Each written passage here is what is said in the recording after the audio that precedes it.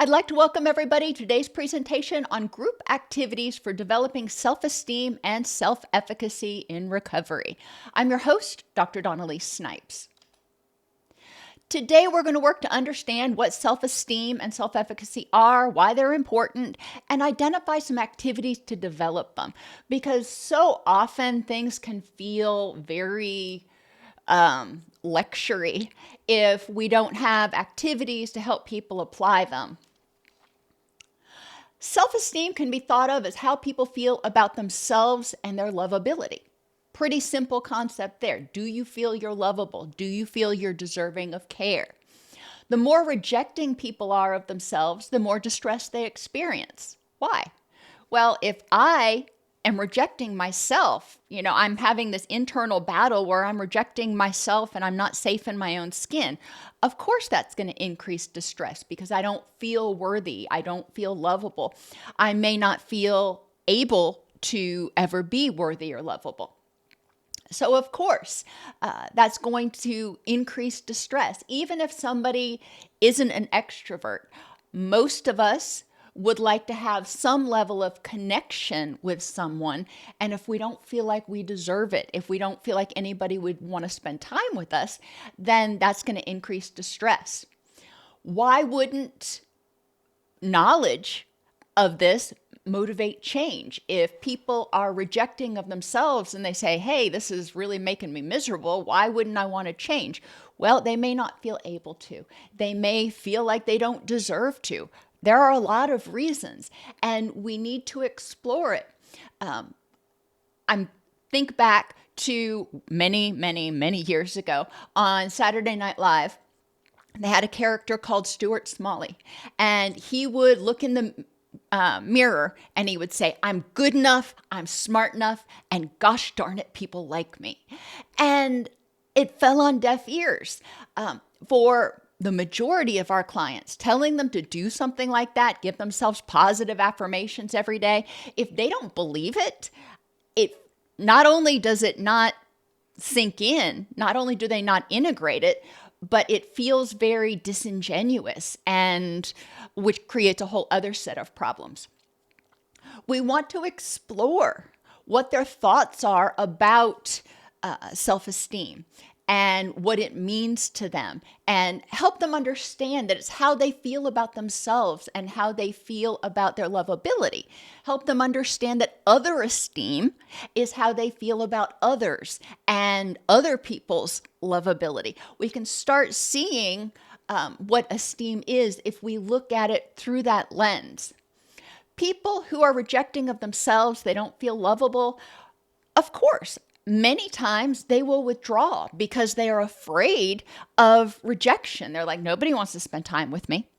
The other side of that coin, some people go the exact opposite and they crave being with other people. They have extreme abandonment anxiety. They're craving external validation.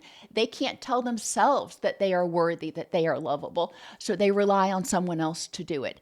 And if nobody else does it, then they start to feel like they're disappearing. Self-efficacy is more about behaviors than lovability. It answers the question, can I be effective at this? Efficacy, effectiveness. Makes sense. Lack of self-efficacy develops from a lack of encouragement. If children are not encouraged to try new things, if they don't ever get out of their comfort zone, they may not feel like they can. They may have experienced critical significant others or caregivers or supervisors who always found fault. There was very little positive reinforcement. There was a lot of criticism, and the person may start to feel like, well, no matter what I do, I'm going to fail. I'm damned if I do, I'm damned if I don't. And prior failures can also contribute to low self-efficacy. Even if someone didn't criticize it, people may have all of us have prior failures. And some people may have more prior failures than others because they are trying to exist, thrive in an environment that really wasn't designed for them. And I turn your attention to people with ADHD. and people with autism, people with trauma histories or learning disabilities, or chronic health issues like POTS may contribute to them not being able to thrive in a mainlined neurotypical environment that is not flexible. Many people with these diagnoses can function just fine in mainstream society that's flexible, but we need to be flexible. We need to help people identify their strengths and build on them, identify their obstacles, and figure out how to manage them. When people don't feel capable of solving their problems, achieving their goals, or becoming the person they want to be, living that rich and meaningful life, they may start to feel overwhelmed, hopeless, helpless, and unlovable. They feel stuck. They're like, I'm not the person I want to be. I don't love myself, which means others must not love me either. Low self-esteem often develops due to a lack of a healthy, secure attachment figure or figures to help the person feel lovable and capable. And I think we're going to talk about it in a minute. Remembering that CARE's mnemonic, caregivers that are consistent, attentive, responsive, encouraging, and safe help the child develop a sense of lovability. People want to spend time with me. If I make a mistake, that's okay. I'm loved anyway. When people feel incapable, they often also feel vulnerable. And when those needs are not met, they may feel unworthy. If I don't feel capable of achieving my goals, then I may feel vulnerable to abandonment, to rejection, to criticism, and unworthy of love and other people's attention. So let's talk about self-efficacy and self-esteem. How does self-esteem and efficacy relate to secure attachment? What we were just talking about. Consistency. This is when a caregiver or an individual themselves, we need to have secure attachments with ourselves too. When we are consistently aware of what's going on, we're consistently available to ourselves, to others, and we respond consistently. What's okay on Monday is okay on Thursday. It's not one of those, well, I can eat the whole chocolate cake on Monday, but then I'm going to beat myself up for doing it on Thursday. Got to decide and be consistent. What is okay? What are the guardrails for your behavior, for your energy? Attention. Do I deserve it? Does anybody want to spend time with me? When caregivers spend proactive attention, or loved ones, significant others, whatever, spend proactive attention with somebody, it tells them, hey, somebody wants to spend time with me. Proactive attention is attention doing something enjoyable, as opposed to reactive attention where you are responding to a problem. Now, obviously, responding to a problem is important, and we'll get to responsiveness in a minute. But we all need to have that proactive attention where it's not just autopilot crisis management. Responsiveness is when caregivers, ideally, or the person, if they're developing a secure attachment with themselves, help the person identify how they're feeling. Recognize it, identify it, be mindful of it, whatever you want to say. Identify how they're feeling. Down-regulate. Turn down that stress response so they can get into their wise mind.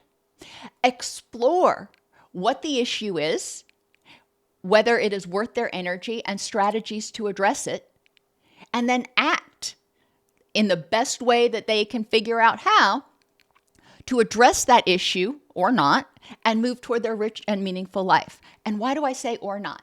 Because sometimes we determine that things are just not worth our energy. It's like, I'm not even going to bother. Not worth my energy. But we need responsiveness. We're not born knowing how to identify, downregulate, explore, problem solve, and act. We learn that through scaffolding. Our caregivers help us learn how to evaluate and problem solve and act and assess. If we don't have that, then the person very often is going to feel vulnerable. They're not going to feel equipped to handle life on life's terms. Encouragement. Everybody needs it. Even if you're 50, 60, 80 years old, we all need encouragement, especially when it comes to doing things that may be a little uncomfortable or a little outside of our comfort zone. Getting some encouragement can help us take that step to do something that may feel difficult. And then when we do it, if we succeed, we feel efficacious. If we don't succeed, okay, that comes down to safety. We know we can go back to that person, to that relationship, and we're loved anyway. Just because we fail at something or make a mistake doesn't mean we're unlovable. It means we failed at something or made a mistake. An activity that I do sometimes is called stations, and I do stations a lot simply because when I do groups, we can all sit around in a circle and do our thing, but that gets tedious after a while. When I do stations, I break the bigger group into smaller groups of 2, 3, sometimes 4 people, depending on how big the group is. And they go around to different stations in the room. Most of the time, it's 4 stations. Each corner of the room has a flip chart paper, and you can get dry erase flip chart paper now too, so you don't have to kill the environment. But flip chart paper in each corner. And then they go around as a small group and answer questions or respond to prompts in each of the stations. Now, the neat thing about this is it encourages those 3 people or 4 people to talk among themselves. It encourages them to process things among themselves. When they go to the next station, again, they're going to process among themselves, but then they also have information from the groups that came before them. And then after everybody's gone to every station, we process as a full group. But it is great for helping people develop rapport, helping people develop a sense of efficacy because they answer these questions. They're like, hey, I have something to say. And people are listening. OMG. I really like these activities. In this particular one, round 1, and this is often 2 different groups because it takes a while. Round 1, people go around to each station and identify how each of these aspects of secure attachment impact self-esteem and self-efficacy in themselves and in others. When they're consistent with themselves, how does that impact their self-esteem and their self-efficacy? When others are consistent with them, how does that impact their self-esteem and self-efficacy? And do the same thing for attention, responsiveness, encouragement, and safety. Yes, I know I usually have 4 corners and there's 5 here. You just got to find a 5th place, maybe in the middle of the room. It encourages people to think about what can I do? What are practical things that I can do in order to, or why are these things important for enhancing self-esteem and self-efficacy? Process it as a group. Round 2, you're going to go around and think about ways to demonstrate all of these characteristics to yourself. How can I be consistent, attentive, responsive, encouraging, and safe in my own head with my own self? And how can I demonstrate it to others? And maybe even how do I want people to demonstrate it to me? You know, you can go different directions with this. So usually this is a 2-group thing. Each round typically takes an hour. You have four groups, and they're at each station for 5 minutes. There's 5 stations. It takes a while. And then you've got to process it. And if your group is only an hour, then, you don't want to push this because you don't want to breeze through it and miss the nuances. So when I talk about stations for the rest of this presentation, that's generally what I'm talking about, breaking into smaller groups and then having prompts at different stations around the room and then debriefing at the end. People with low self-esteem may feel unworthy of love, unworthy of help, and unworthy of forgiveness. Ouch. What is it like living in a body with a brain that says you're not worthy of love, help, or forgiveness? Oh, wow. I would feel pretty hopeless and helpless and unefficacious. People with low self-efficacy may feel powerless to change, ineffective at using the skills they have, and even overwhelmed at the prospect of trying. A lot of times we mislabel this as resistance. People aren't failing to engage in the treatment process because they don't want help. They may not feel they deserve it. They may not feel they've got the power. They may not feel capable of actually using the skills. They can explain them to you, but actually moving from theory to practice, we all know that's a big leap. And they may just be overwhelmed at so much other stuff in their life that they can't do one more thing.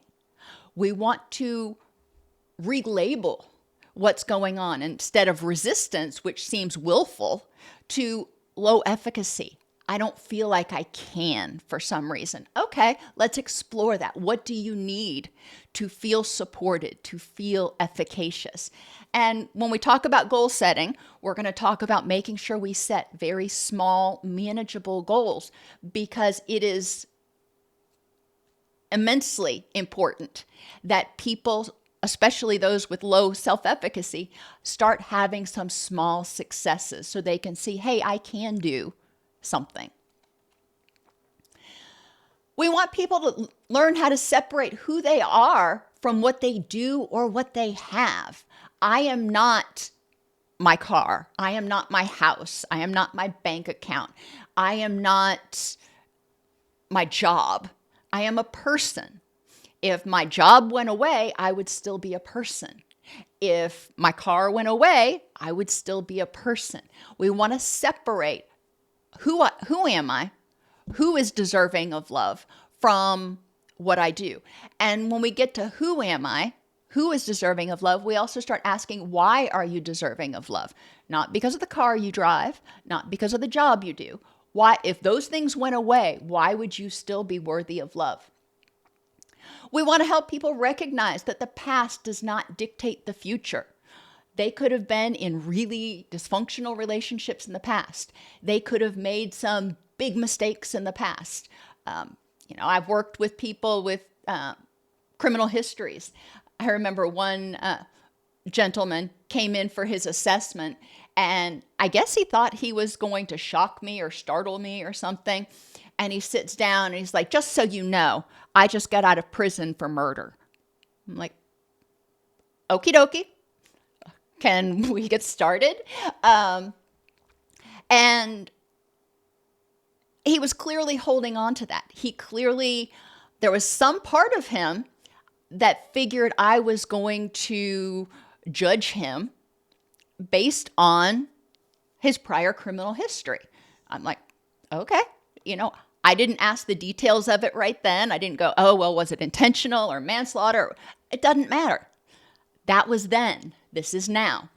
Now, yeah, we eventually got into it in the assessment and treatment and everything else, but we need to recognize that most of us have baggage, and most of us have made some mistakes, some bigger than others. Doesn't mean we have to continue making mistakes or continue carrying that baggage.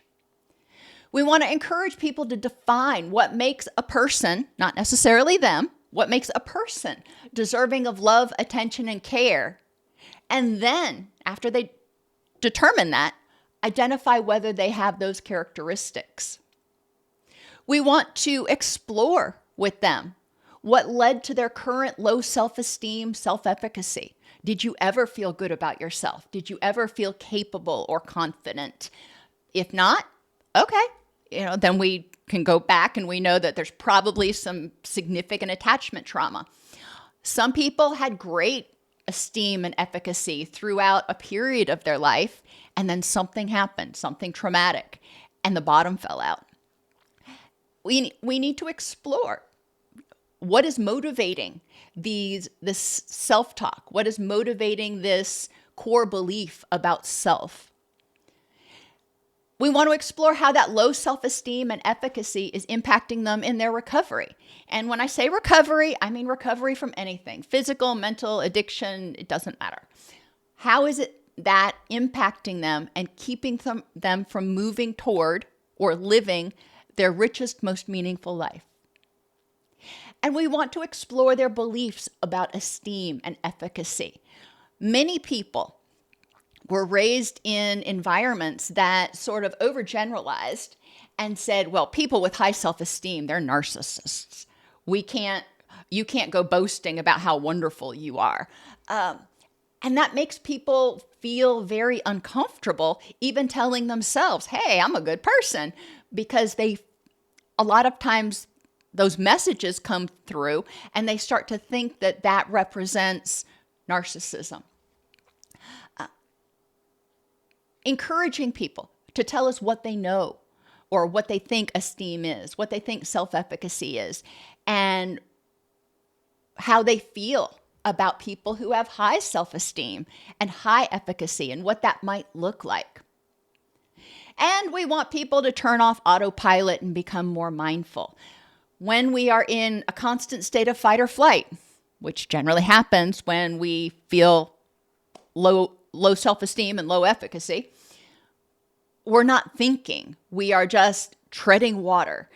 We're just trying to get through the day and survive. We want to help people feel safer, more empowered, more connected, so they can downregulate and start making purposeful decisions about what is important in my life and how do I want to address each situation as it arises.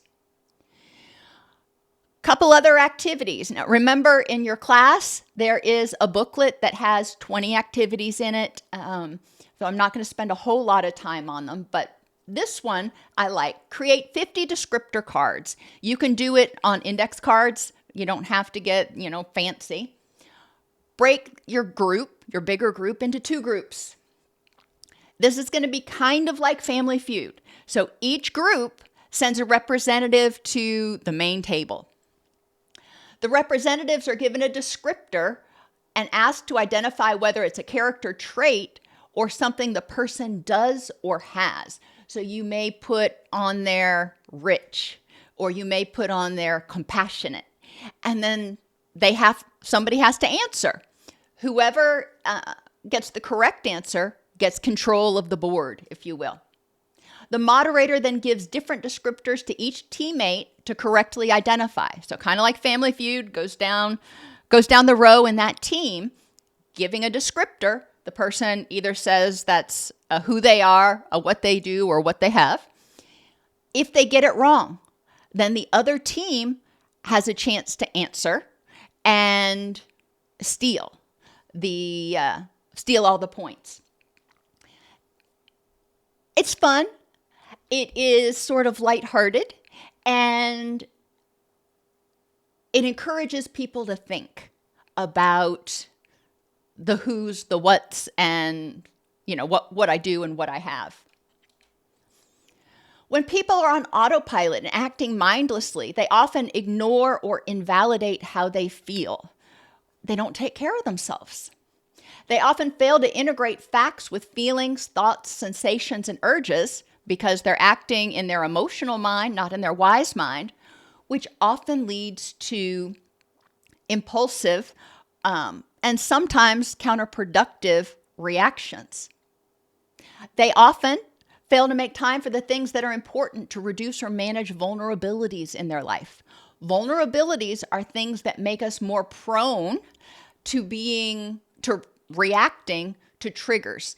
If I am feeling vulnerable, my vulnerabilities, if I'm tired, in pain, sick, and I go to work, I know I'm more vulnerable. I'm more prone to snap at people, to be irritable, because I don't feel well. When people are mindless, they don't attend to those vulnerabilities. When people are mindful, they say, hey, I'm tired, I'm in pain, and I'm sick. What can I do to best manage those so I'm less likely to bite somebody's head off today? People who are mindless may focus on others at the expense of themselves. It does take a little bit of thinking here, but when I am in autopilot, and think codependency, when I am in autopilot, I may focus on what everybody else needs because that's what I've always had to do to stay safe. Focusing on me, I don't deserve focus. I don't deserve help. I don't deserve attention. I need to make sure everybody else is fine first. And then by the time I'm done with that, I'm out of time and energy. And people who are mindless may adopt mainstream messages of who or what they should be. And let me rephrase that. People who are behaving mindlessly, they are not mindless. People who are behaving mindlessly, they're not mindful, they're acting on autopilot. When we adopt mainstream messages of who or what we should be, then it may not be in harmony with who they really want to be. Maybe they're being told that you're supposed to be this or you're supposed to act this way in order to fit in. But maybe that's not genuine with who they are. And when we act inauthentically, then it ends up negatively impacting our self-esteem because I'm acting in a way that doesn't really fit with my values to fit in. But now I don't love myself. Now I'm critical of myself. Back to the stations. You can put different stations up. How is mindlessness learned? And it is learned because people who act mindlessly often were perpetually in a state of fight or flight.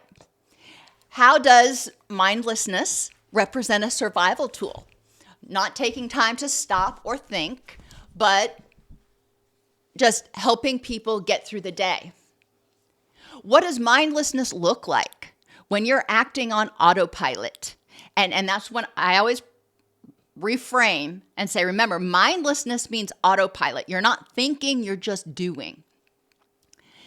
I encourage people to identify triggers for being on autopilot or being mindless. Hint, it's often a stressor. Why? Because when we're in fight or flight, we are not using our executive functioning. We can't. That part of our brain has kind of disengaged. And discuss the benefits and drawbacks to autopilot or mindlessness. These are very interesting questions that people can start talking about. And when they do their stations, you can tell them even that every group needs to add a certain number of points, concepts to the station. That way you don't have people just going from station to station and not contributing. They need to think, what else might I be able to say here? Mindfulness teaches people to live in the moment, not stuck in guilt or resentment of the past, not paralyzed by fear of the future, aware of their thoughts and needs, strengths and vulnerabilities in the present moment, and able to reflect on how the past and future are impacting their ability to move toward their rich and meaningful life in the present. And that is a key part of mindfulness, is recognizing and staying grounded in the present and saying, yes, I went through that. How is it impacting me now? Yes, I'm worried about this. How is it impacting me now? And what can I do about it? What strengths and resources do I have or need? The cornerstone of mindfulness is acceptance that is non-judgmental. It's not good or bad, it just is.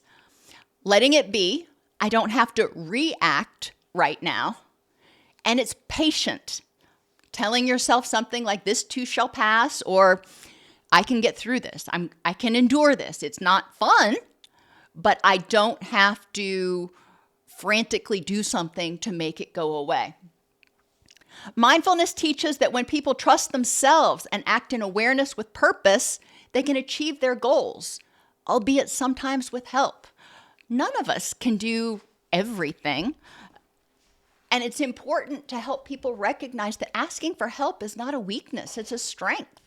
Recognizing your capabilities, recognizing your strengths and your lane and staying in your lane is actually a strength, because then you realize what other people can do to synergize.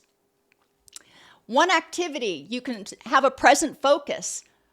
Moderator, you have a bag of tokens. Each time somebody hears a mindful, present-focused thought from somebody in the group, they raise their hand. And the person who said it, when they're finished speaking, will get a token. Whoever has the most tokens wins. You can also have people share their current vulnerabilities: physical, interpersonal, emotional, cognitive, and environmental, and talk about how to accept those vulnerabilities and recognize the strengths and resources they have to manage those vulnerabilities. You can do that in stations, or I like doing that one on the whiteboard. I just make 5 columns for physical, interpersonal, emotional, cognitive, and environmental. And then we talk about the vulnerabilities and ways to manage those vulnerabilities, and helping people see the strengths that they actually have and how they've gotten through similar times. Mindfulness and self-awareness help people quiet their thoughts, down-regulate, and get into their wise mind. By making contact with the present moment, people can find their strength, learn to grow, and choose how they wish to respond. Oh, that's one of the important things. When we turn off autopilot, then we are choosing, am I going to respond to this? Am I going to let it go? Or what am I going to do with it? Another activity, ask people, what is a resentment or worry you have? Or as a facilitator, you can have cards with different resentments and worries that you commonly hear if your group doesn't like to share a lot. With this resentment or worry, are you safe in the present moment? You know, I resent, or I'm holding a grudge about this that happened in the past. Am I safe from it in the present moment? Is it causing me a threat in the present moment? Generally, the answer is yes, I'm safe. I have this worry about something that's going to happen in the future. Yeah, it may suck. However, am I safe from it? Is it actually able to harm me in the present moment? Generally, the answer is no, I'm safe. How likely is this issue to cause you harm in the near future? How is this issue, holding on to the resentment or worrying about something that hasn't happened yet, how is it impacting your ability to move toward your rich and meaningful life? What options do you have to deal with that issue?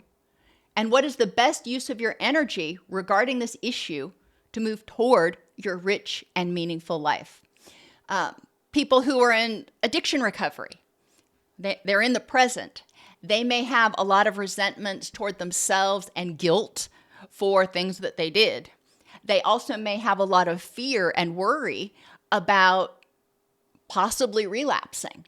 Okay, those are real thoughts. Those are real concerns. However, how is that impacting you in the present? How is holding on to those resentments and that guilt and perseverating on that worry, how is that affecting your ability to stay sober? In recovery, we have a saying that if you're worried about the past or the future, you've got one foot on either side and you're crapping on the present. So, that kind of gives you a very visual of it. But anyway, you can also do an activity having people identify what safety looks like.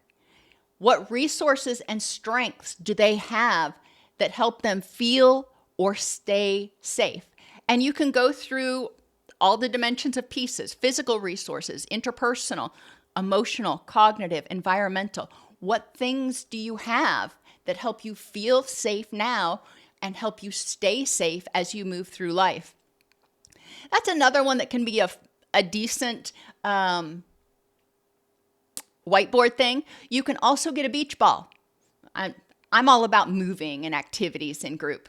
Get a beach ball. And for this one, you don't even have to write anything on the ball. You just toss it. And whoever gets the ball has to identify a strength that they have or a resource that they have that helps them feel or stay safe. People with low self-esteem or efficacy often feel fearful and angry. Well, makes sense. Fear and anger are those threat responses, which put us in fight or flight. And when we're in fight or flight, we can't think clearly and have more difficulty solving problems, causing us to feel even less effective, less efficacious. Forward goals are exchanged for just surviving. We're treading water. We're not worried about swimming to shore. We're just trying not to drown. This reduces self-efficacy. Down-regulation involves slowing breathing and heart rate to activate the parasympathetic nervous system, or the rest and digest and repair. Down-regulation skills. I have the acronym ABCDs. Accept, breathe, call a friend, distract, and safety. All of these, any of these, can help us recognize to a certain extent that we are safe in the present moment and help us activate that relaxation nervous system. One activity, you can have people plan a down-regulation or grounding toolbox. What can they do in each of these areas to help themselves out? So what do they need to do when problems creep up to accept the moment as it is?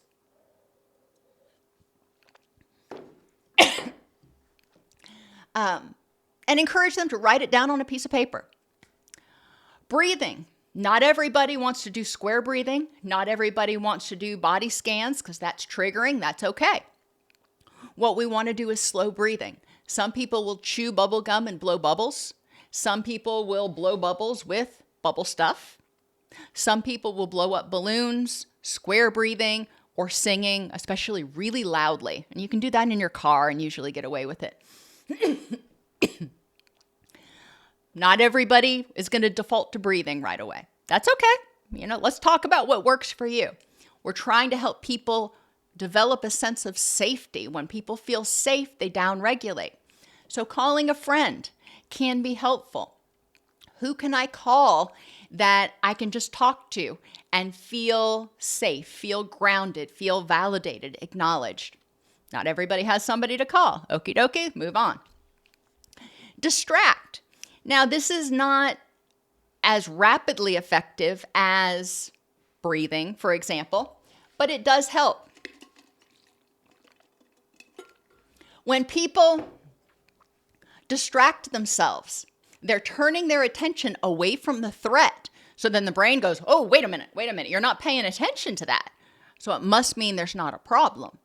When we turn our attention to something else, it gives our brain a break from that siren, that threat siren, where we're focusing on something else and we naturally start to downregulate. Listening to music, having something people can fidget with, or even rubbing your hands together and focusing on the heat that's created between your palms when you're rubbing your hands together. Something to distract their attention. Wiggling their foot, just shaking their foot as fast as they can. That can be something that they're focused on. Grounding. 5, 4, 3, 2, 1. 5 things you see. 4 things you hear. 3 things you smell. 2 things you feel. And maybe 1 thing you taste. Or just look around the room and identify as many things that are green or brown as possible. Anything that can help them turn their attention to now. Something that I feel, something that I hear, or what can I see? Smells can also be used to distract. I know for me, it's coffee. I love the smell of coffee. But there are other smells that I like. And some people will carry a little baggie with them, a little Ziploc baggie that has a cotton ball saturated with an essential oil or a fragrance oil that they particularly like. Or in my case, I just have a little baggie of instant coffee. Sad as it is. And, when necessary, I can open that up and take a big whiff. And there's something grounding. But also, when we're taking in those smells, what are we doing? We're slowing our breathing. And safety, that's the S in ABCDS. Recognize it or create it. If I can look around and I can say, I am me, I am in my office, I am safe, The door is shut. Nobody's here. I'm recognizing that I am safe in the moment. If I'm not safe in the moment, or I can't recognize it, maybe I'm in the middle of the grocery store and I don't feel safe. Okay, where can I go to get safe? If I'm, and my default is always the bathroom. Go to the bathroom, get in a stall where you can feel safe. If it's in public, or maybe even if it's at a restaurant or a family gathering and you're just starting to feel out of control, getting safe can mean going to the bathroom, because most of the time people ain't going to follow you there. Once they've created that list, and encourage people to share in group. You can do this as stations. You can do this on the whiteboard. You can do it however you want. But encourage them to create a down regulation kit and bring it back and share it the next week. So, for example, they may have a bag that has gum in it, balloons in it, a phone number for 3 people that they can call, little fidget spinners or something, that prayer beads or something. There are a variety of things that they can have in that bag so they feel like they've got tools. We also want to help people explore unhelpful thoughts, also known as cognitive distortions, that erode our sense of esteem and efficacy. And the acronym I use for that is FEEL. We want to evaluate our thoughts based on the facts in this context at this time, exceptions to extreme thinking, alternate explanations for what's going on, and the likelihood that the worst case scenario or something catastrophic is going to happen. So FEEL, facts, explanations, exceptions, and likelihood. Some of the most common ones that we look at: minimizing the positive and maximizing the negative. Most of my clients do both. They minimize the things that they do well, and they focus on every little mistake they've ever made, and they just hold on to it like a dog with a bone. Focusing on that. What are the facts and what are the positives? Yeah, we've got negatives. All right, let's put them down. Let's acknowledge it. It happened. It is. But let's also look at the positive. Let's balance those scales out some. Emotional reasoning. A lot of people get stuck. I feel anxious. I feel unlovable. I feel fill in the blank. Therefore, it must be. And I'm going to look for a reason that supports that. So have them look at the facts in this context at this time to evaluate whether they're acting based on a feeling or based on facts. Jumping to conclusions without all the facts or having a narrow focus. It's all my fault. That can be another issue that keeps people feeling overwhelmed. If they have a narrow focus, I made this mistake. That means every other thing in my life that I've done good is null and void. Or jumping to conclusions about what somebody else is doing or what somebody else is thinking about us without having all the facts. Personalization. If they always think that people dislike them, then they will interpret behaviors through that lens. Everything you do, if you don't answer my phone, oh, she must be dissing me. If you don't respond to my text like that, oh, she must hate me. She must be angry with me. If I ask you to go out on Friday night and you politely decline, I'll think, oh my gosh, you don't like me. You don't want to spend time with me. I am using my filter to interpret your behaviors. May not fit with the facts. What are alternate explanations for those things? All or nothing. We want to look at the exceptions. When does this not happen? If somebody says airplanes always crash, well, we know that's not true. Let's look at the facts and the exceptions. And then overgeneralization. I will always fail at that. Or everybody who is in that group is not going to like me. Whatever we want to say. But overgeneralization, stereotyping, that can also cause people to feel less efficacious, because then we're just taking out an entire group at once. Beach ball. This is another one that can be kind of fun. If you have prompts, write them with a permanent marker on a beach ball on the different color slots. And then when you toss the beach ball, whoever gets it, whatever prompt is facing them, they have to read it and respond to it. And you just pass the beach ball around. Or you can divide in 2 teams and the moderator reads a statement and says, okay, what is this statement is an example of? And they have to identify the cognitive distortion that it's an example of. So team A correctly identifies it as jumping to conclusions. Great. Team A also has a chance to get a bonus point if they can restructure that thought in a more balanced way. I'm big on gamifying.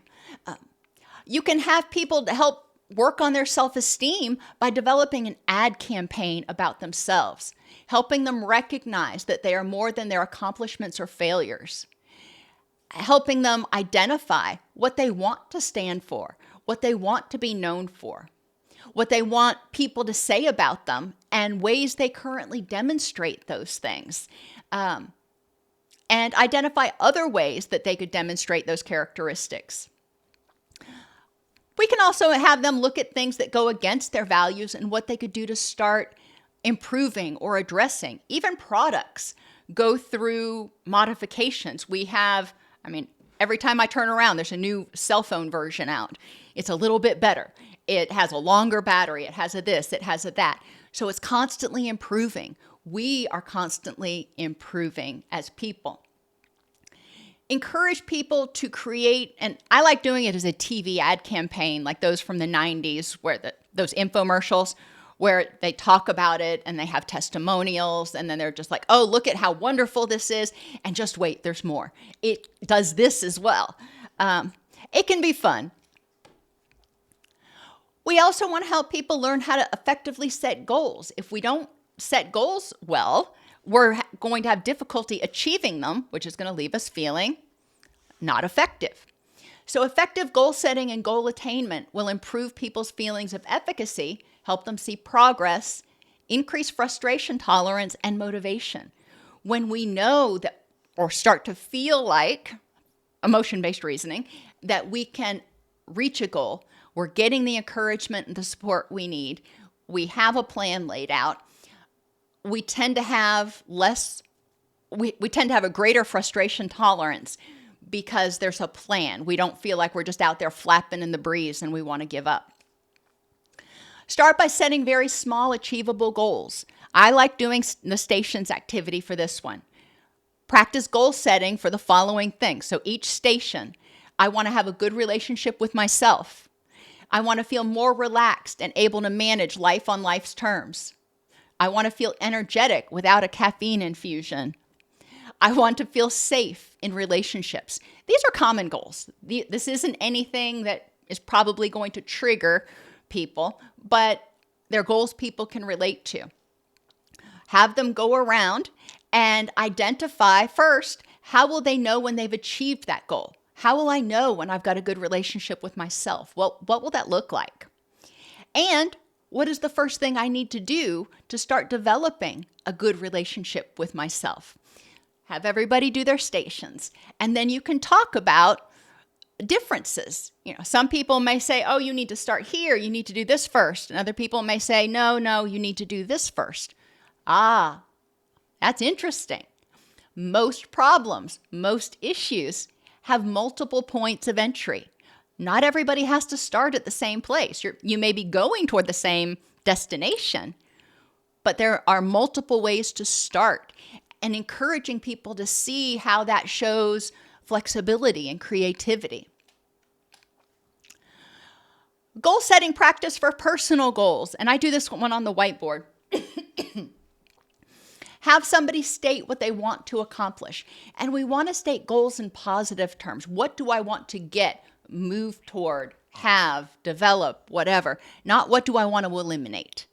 Instead of saying, I don't want to be depressed anymore, say, I want to be happy. Okay. Well, happy is kind of an amorphous term. How will you know when you're happy? What will that look like?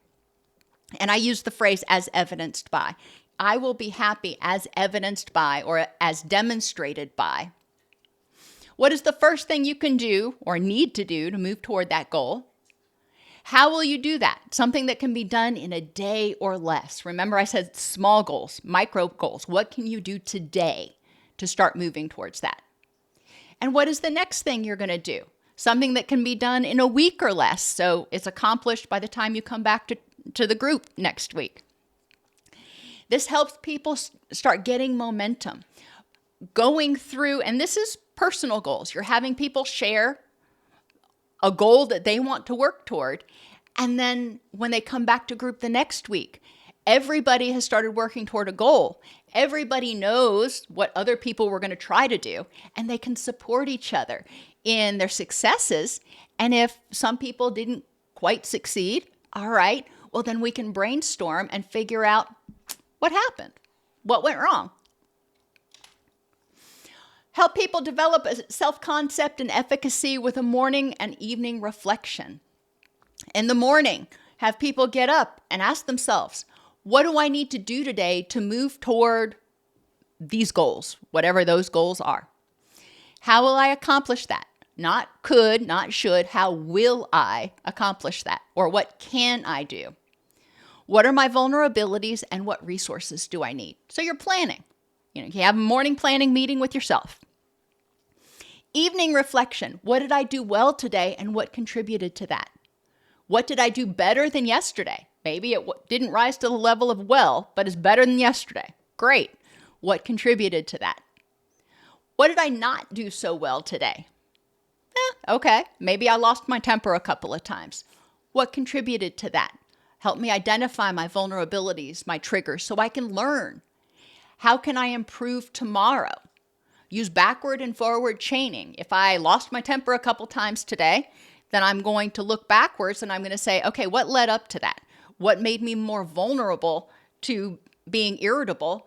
And what can I put in place tomorrow and henceforth so that doesn't happen again? Encourage people to identify the things that they're good at and what their accomplishments are. What traits do these accomplishments and strengths represent? We are not loved for what we do or what we have, but who we are. Traits can include prudence, our ability to have patience, to gather knowledge and make wise choices.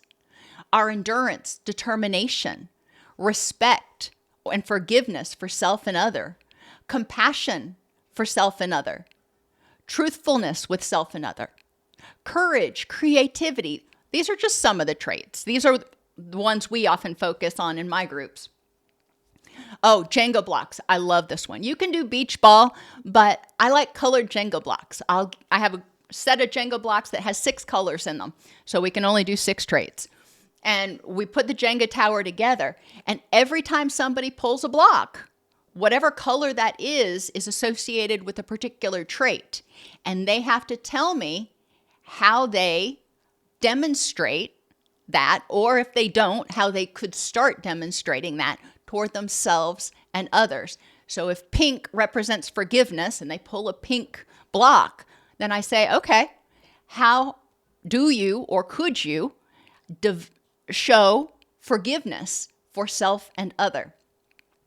And helping them recognize that a lot of them, that they have a lot of traits. They do a lot of things that represent these traits, but they don't give themselves credit for it. They don't say, I'm a forgiving person or I'm a creative person.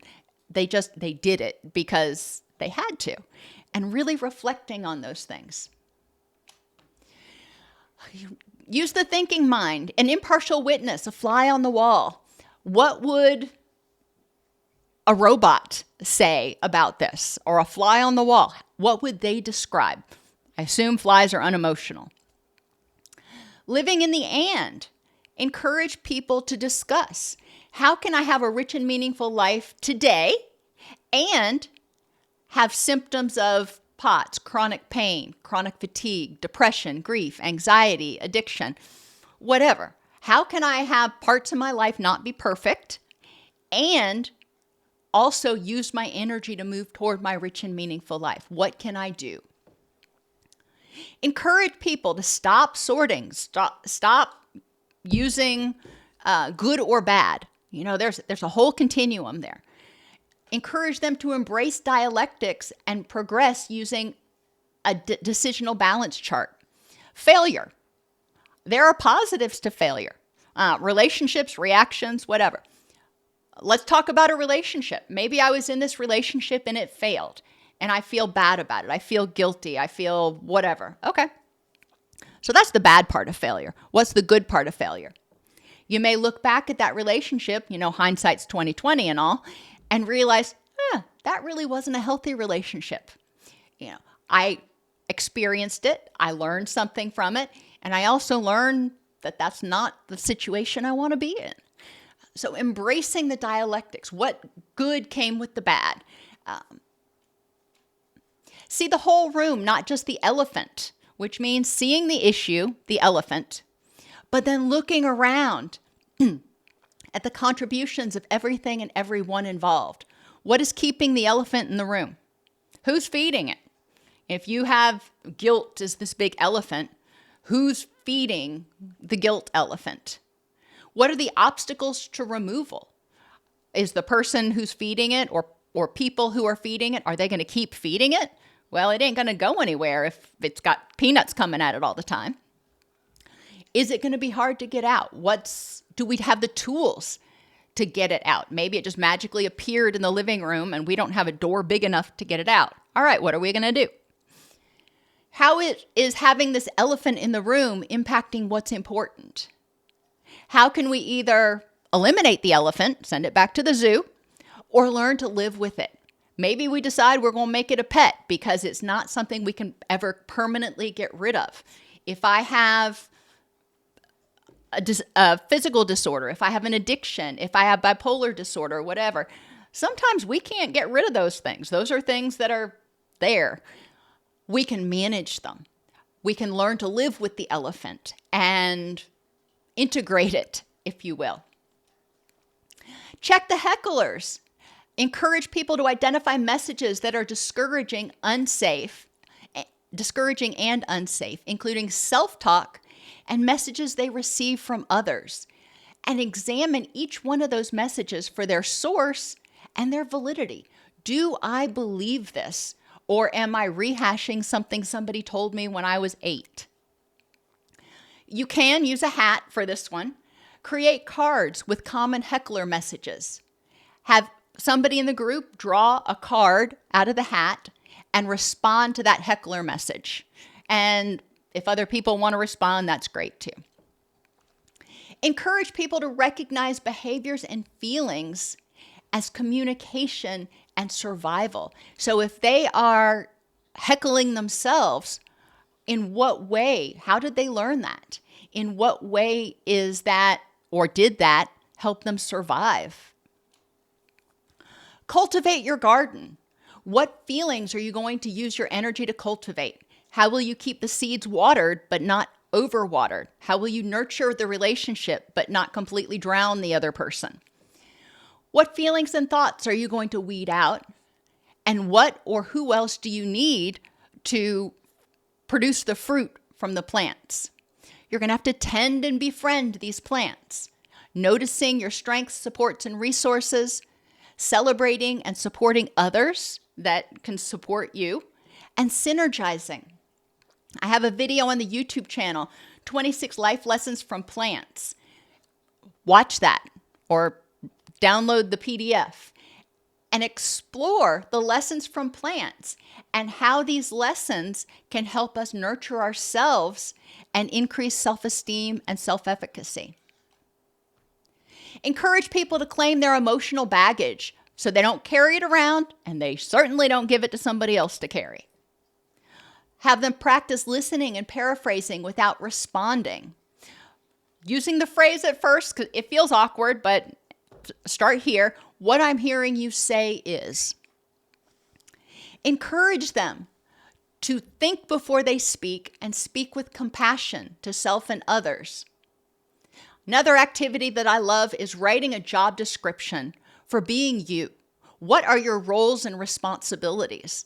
What are your goals?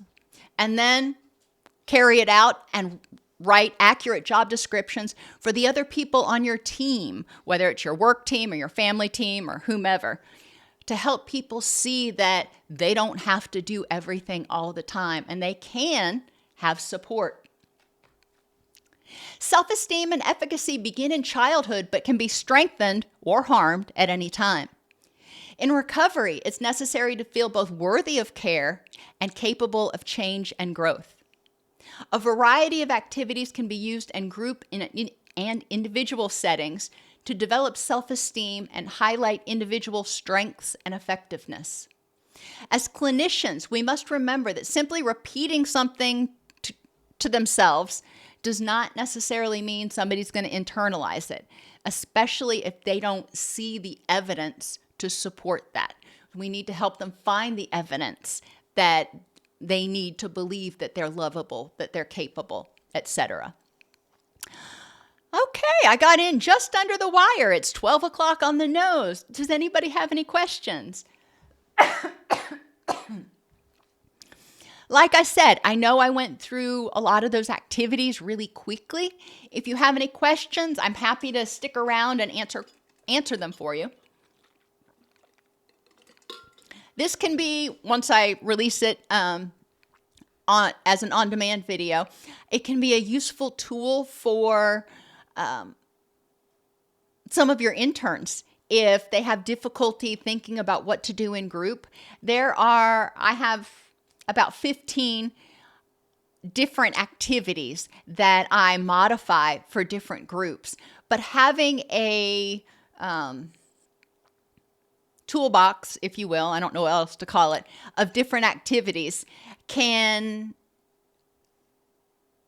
help you potentially engage, especially in psychoed groups, because psychoed groups can feel so much like lecturing to people. And adults don't learn that way. Adults learn by doing. Adults learn by seeing how it applies to them.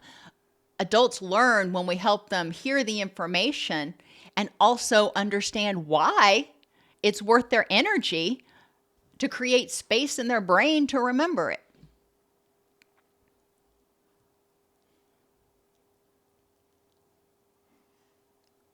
Alrighty, I am glad you enjoyed the training. I will see you next Wednesday.